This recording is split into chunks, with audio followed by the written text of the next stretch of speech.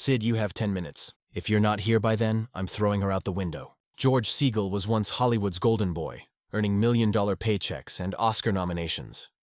But in 1978, he made a decision that destroyed everything. He was supposed to star in the hit movie 10, but simply didn't show up on the first day of filming. That no-show cost him $270,000 in lawsuits and ended his leading man career forever. What nobody knew was the dark spiral behind that moment. Years of addiction, failed marriages, and self-destruction had taken over.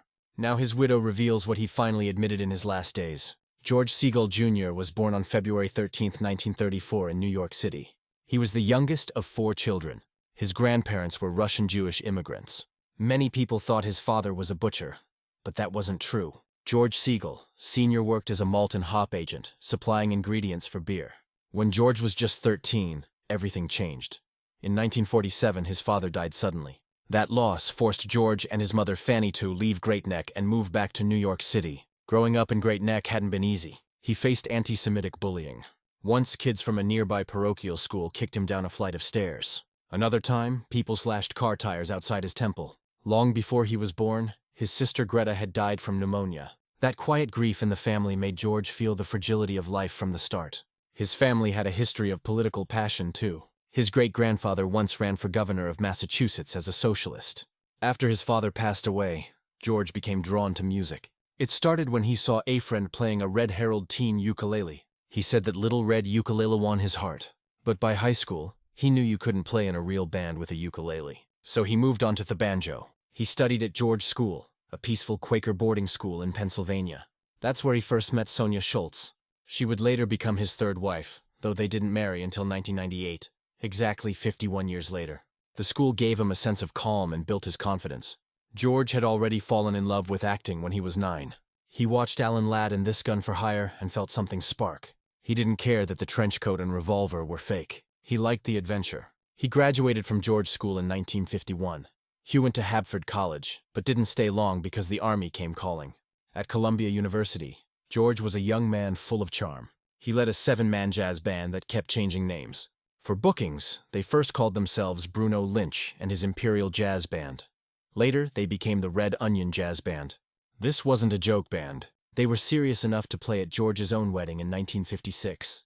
He earned his bachelor's degree in performing arts and drama in 1955, while also performing regularly around New York City. His banjo helped pay the bills when acting gigs were hard to find. That band gave him stage presence and confidence. Columbia also opened his eyes to many different cultures and social classes beyond the world he knew in Great Neck. Then came the Army. George was drafted during the Korean War, but never saw combat. He stayed in Staten Island and formed an Army band called Corporal Bruno's Sad Sack 6. The Army let him commute to Columbia and finish his degree, which was rare. Instead of holding a gun, he held a banjo, lifting spirits through music. He served for about a year and was discharged. That experience taught him discipline and teamwork. He would later joke about the Corporal Bruno name, using it as a recurring character in interviews and stories. After the Army, George entered the actor's studio. He trained under Lee Strasberg and Utah Hagen, both famous for teaching method acting. George once said it was like being in the Marines. They stripped you down and rebuilt you as an actor. His first big role came in 1956 as an understudy in The Iceman Cometh. The same year he married Marion Siegel Fried, who later became a film editor. That revival of Eugene O'Neill's play starred Jason Robards and ran for 565 performances.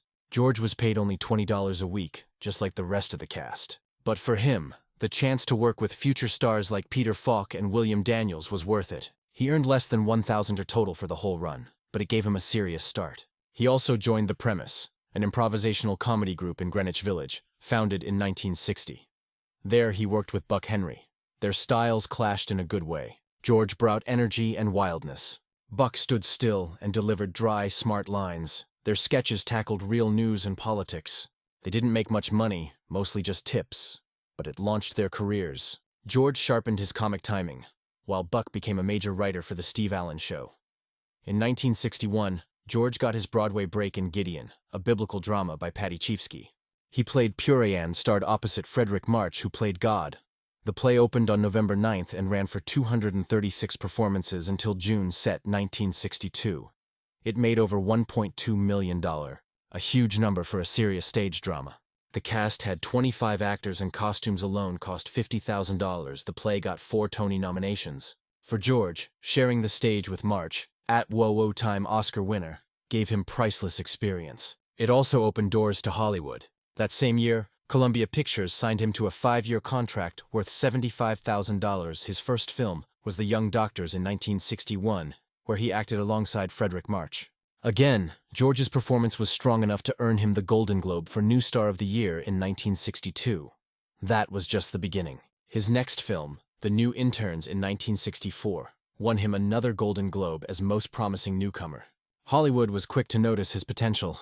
At a time when studios were looking for fresh faces, George seemed like the perfect fit. While building his film career, George also made important television appearances. In 1963, he starred in the Alfred Hitchcock Hour in an episode called A Nice Touch, where he played a manipulative actor who convinced his lover to murder her husband. The plot was shocking, especially for TV. He also showed up in Naked City, filmed right in New York. These roles paid between $2,500 and $5,000 each, which helped him stay afloat. More importantly, they showed his range. Casting directors started to see him as someone who could play both romantic leads and morally dark characters. Then came his major breakthrough. In 1965, he starred in Ship of Fools, directed by Stanley Kramer. The film cost $4 million and was nominated for 8 Academy Awards. George played David, a disturbing artist who mentally torments another passenger. It was Vivien Leigh's last film. George's charm and cruelty mixed together in a way that shocked audiences. The film ran 150 minutes, very long for that time, and delivered a haunting warning about the rise of fascism. That same year, George starred in King Rat. He played Corporal King, a man who thrived in a Japanese prisoner camp by selling rats as meat and making fake Rolex watches. The movie was based on a novel by James Clell, who had survived the real Changi prison camp. George's uniform always looked clean while others starved. That image stuck in people's minds. It showed how war could twist people. In 1966, Hep played Nick in Who's Afraid of Virginia Woolf, directed by Mike Nichols. The movie starred Elizabeth Taylor and Richard Burton. All 4 cast members got Oscar nominations, something only one other film in history had done before. George was nominated for Best Supporting Actor. The film cost $7.5 million and broke Hollywood's moral rules with its language and sexual content. His character Nick was a young professor who got caught in a cruel night of mind games. He both hurt and got hurt. It became one of the most powerful roles of his career. That same year, he starred in The Quiller Memorandum, playing an American spy trying to stop a neo-Nazi group in West Berlin. He had no backup, no gun, and no contact with his handlers. He was drugged, kidnapped, and tortured. The movie, filmed right in Berlin, cost $3 million and captured the cold, suspicious feeling of the Cold War. It premiered in London on November 10th and marked George's rise as an international star. In 1967, he played gangster Peter Genenberg in the St. Valentine's Day Massacre.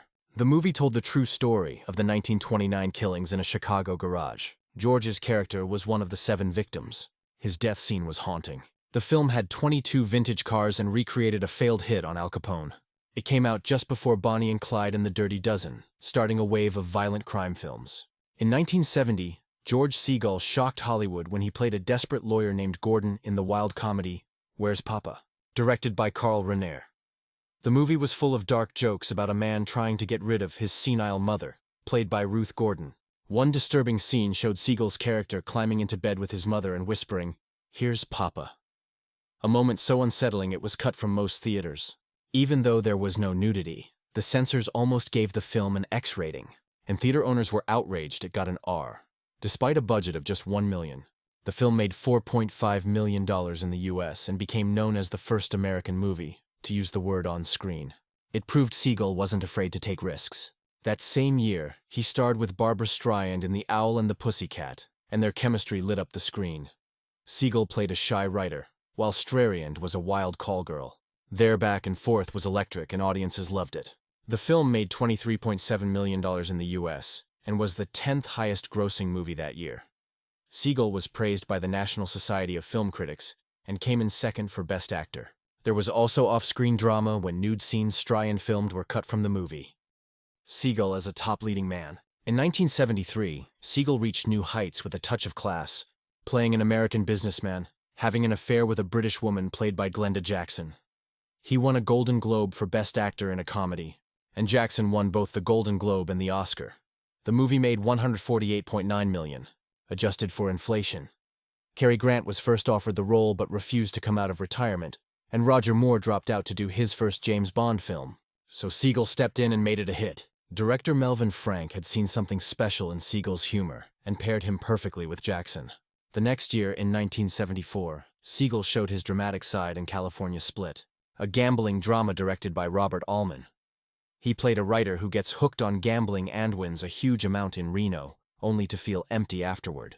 The movie made $5 million and used new 8-track stereo sound to make the casino scenes feel real. Segal's acting was praised for being raw and natural, and the film later inspired many other gambling movies like Rounders. Also in 1974, he starred in The Terminal Man, playing a scientist with violent seizures who agrees to have electrodes put in his brain. The movie predicted future medical tech and explored how machines could control people. Segal's character became addicted to the brain stimulation, leading to more blackouts and violence. The film didn't do well, only making $15.22 million adjusted for inflation, and some critics found it too cold. But Segal's performance was haunting and ahead of its time, especially the final scene where his character dies in a grave as helicopters circle above. In 1976, Segal's career took a hit with The Duchess and the Dirtwater Fox, a comedy western with Goldie Hawn that flopped badly. After big wins like A Touch of Class, this failure shocked everyone. Critics said it was a warning sign that Segal's star power was fading. Then came the biggest blow. In 1979, Segal was supposed to star in 10 by Blake Edwards, with filming scheduled for October 2nd, but he just didn't show up. Dudley Moore was rushed in to replace him, and the script was rewritten. Edwards was furious and sued Segal, winning $270,000. The film made $748 million and made Moore a star. Segal's no-show not only cost him money but also his place in Hollywood. It marked the end of his run as a top leading man. During the late 70s and early 80s, Segal admitted he was using drugs and struggling personally. His first marriage had ended in 1983 after 25 years. His wife Marion, a successful film editor, filed for divorce. They had 2 daughters, Elizabeth and Polly. Polly, who was born in 1966, stayed with her mom in Beverly Hills. Marion had edited several of Segal's movies. Their divorce was painful, and Segal's personal pain spilled into his work. In 1980, Segal tried to bounce back with The Last Married Couple in America, opposite Natalie Wood, but it bombed. It made just $12.8 million and opened in only 488 theaters. The film was supposed to be a commentary on changing relationships, but didn't connect with audiences. It became Natalie Wood's last completed movie before her tragic death in 1981. In 1981, Segal starred in Carbon Copy, playing a racist executive who finds out he has a black teenage son, played by Denzel Washington in his first film. The story was meant to be funny, but ended up being awkward and offensive. The opening scene had Segal's character trying to rape his wife as a joke. Critics found it uncomfortable, and instead of reviving his career, the movie made things worse. In 1987, Segal starred in the CBS sitcom Take 5 as a divorced father trying to restart his life. The story felt close to home since Segal had just gone through a divorce himself. But the show didn't last and was canceled quickly. That same year, Segal starred in Murphy's Law, a drama about an insurance investigator battling alcoholism and heartbreak. Though the show had some fans and a 6.9 rating on IMDb, it was canceled after just 13 episodes. In 1985, Segal returned to Broadway in Requiem for a Heavyweight, replacing Richard Dreyfuss. The play had done well in Connecticut, but on Broadway, it failed miserably. After only 3 performances and 8 previews, it closed. A bad review from the New York Times and poor promotion killed it. Then in 1989, Segal got a surprise hit with Look Who's Talking, playing Albert, a selfish businessman who fathers a child during an affair. The movie made $297 million worldwide on just a $7.5 million budget. Though Segal played the bad guy, it gave him a visibility boost. The film's massive success led to 2 sequels and proved Segal could still grab attention in the right role. In real life, Segal faced heartbreaking loss in 1996 when his second wife, Linda Rogoff, died at just 50.